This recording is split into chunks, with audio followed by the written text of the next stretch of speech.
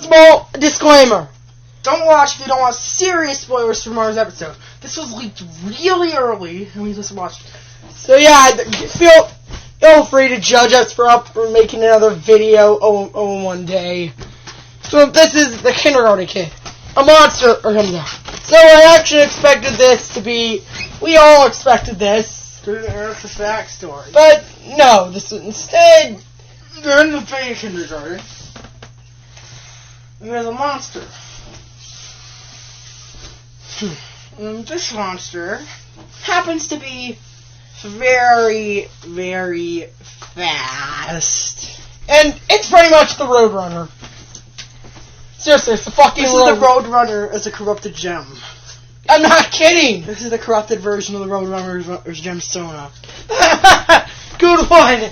So then, yeah, look, so I guess we're gonna be using various title cards for this, since it used the same one from Earthlings. Mm-hmm. As that being the kindergarten card.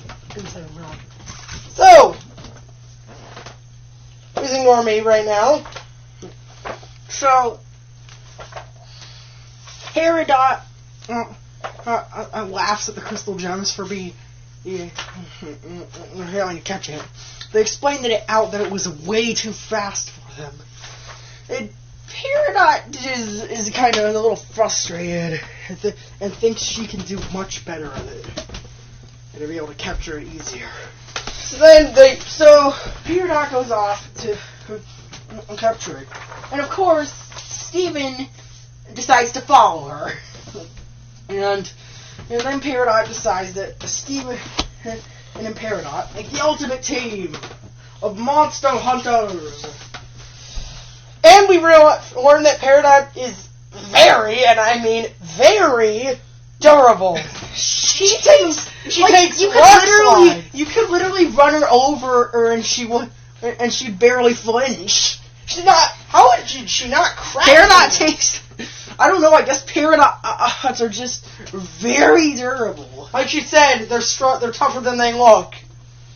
And I guess that's true. Honestly, unless you hit them directly in the gem, or forcefully compress them with no way out, with no way for them to get out, or unless you press down where they can't, where there's no room to move, like squishing in their stomach like Garnet did. And so this is pretty much.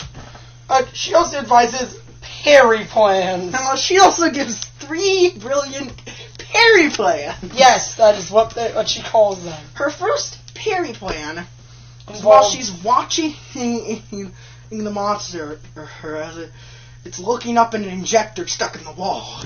I'm sorry, you're gonna point out what you think about the monster in this episode. The monster is so adorable. Yeah, it's a frog-like monster. This is a fluffy, frog,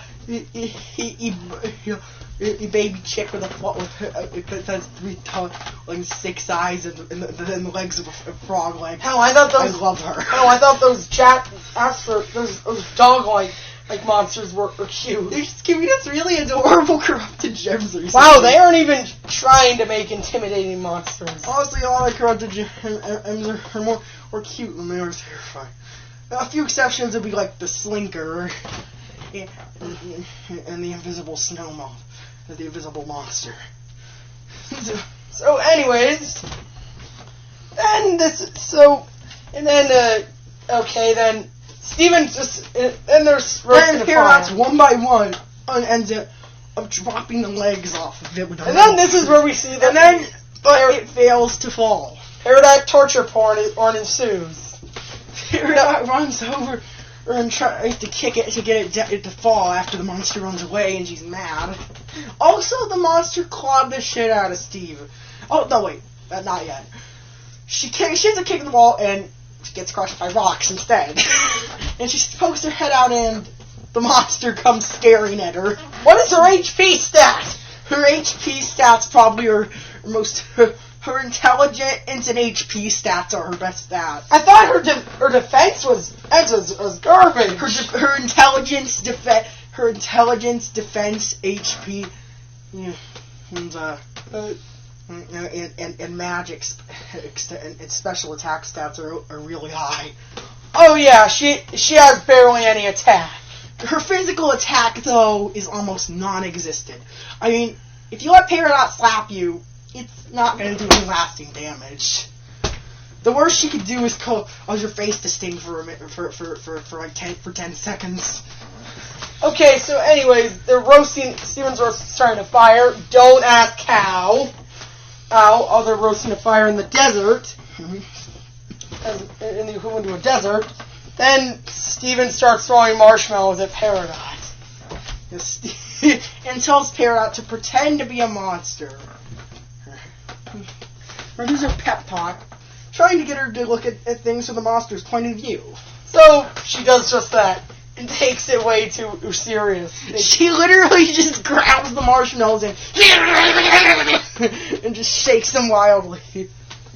And drops them. And Steven talks about how our actions do indeed make sense. I forgot to mention what her second parry plan was. Making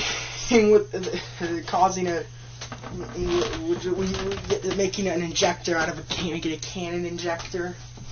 But that just failed and she got hurt by rocks. Also, this episode is Peridot torture porn. Also, in this one, in the next parry plan 3, is when she decides to when she decides to wait for it to get near them and push a rock onto it. How? Mm-hmm. I don't understand how. Seriously, how is the rock supposed to fall on it if it comes up to them? I don't know. I get a feeling what she meant was to have Steven push it at the monster while it's on the other side, but it came at them from their side and scared them off the cliff. Once you know it, it gets curious, investigates the rock, and pushes it, and it lands on Peridot again. This cute little frog monster. This monster's this monster is savage. Also, what do you think its gem is? I don't know. Who rectangular? Who's square? I'll try to come up with that. She's savage. Yeah.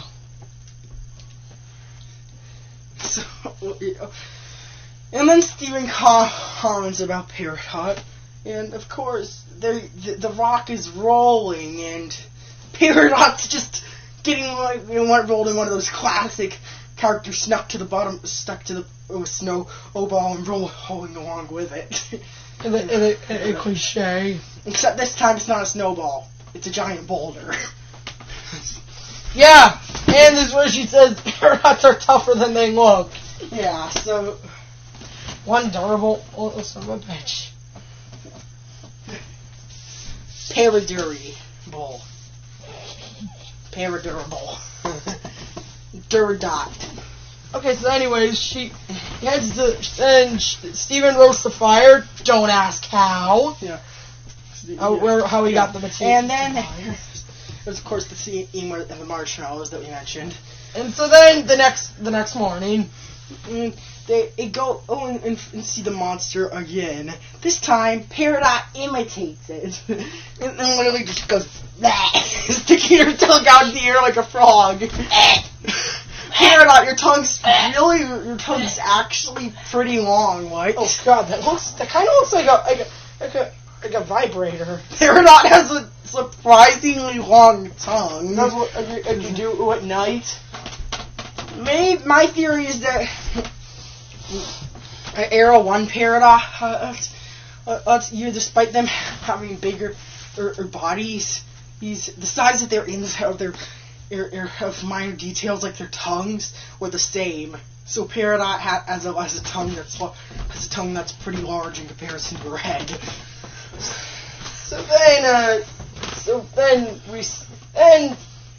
Then she attempts to kill it.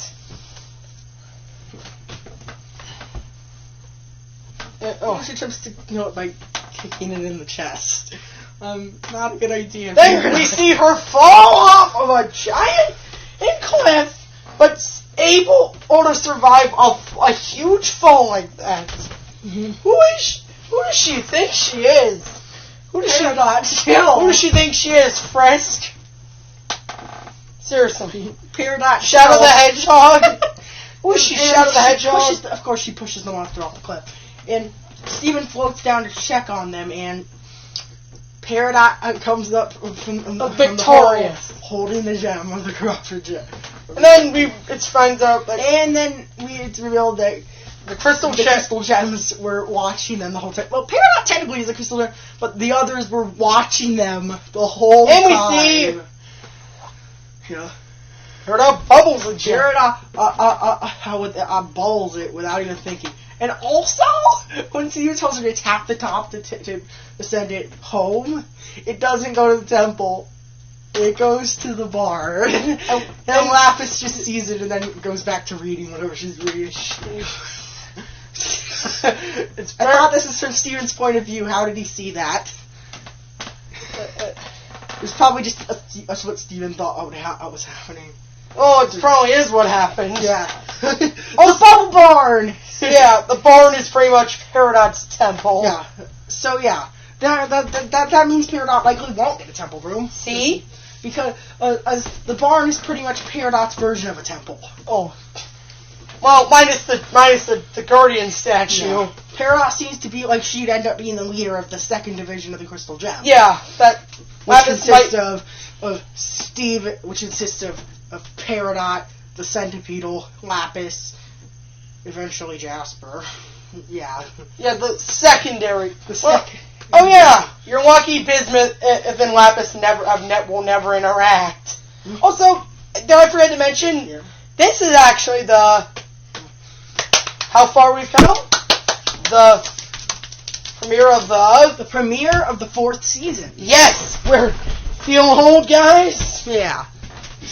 Okay. So, afterthoughts? Okay, so first of all, I guess as we know, Peridot's weapon isn't important. I mean, she has overpowered metal powers, so she doesn't even need a weapon. At this point, she doesn't even need a weapon. And after all, keep in mind, that wasn't that Indiana Jones 40. No, he said he stopped supervising after Barnman. Then once he said, Peridot will eventually have her weapon revealed, but as of the time, she'll find another way to fight, which we know is her metal power. Her ferrokinesis. Is her ferrokinesis. It's the ability to manipulate metal. Yeah, Peridot doesn't need a room because if you're wondering why, well, I just explained, and I was paranoid about a 6-star controversy. Yeah. If she got if the temple had a sixth point, we'd have quite the controversy. Yeah. So anyways.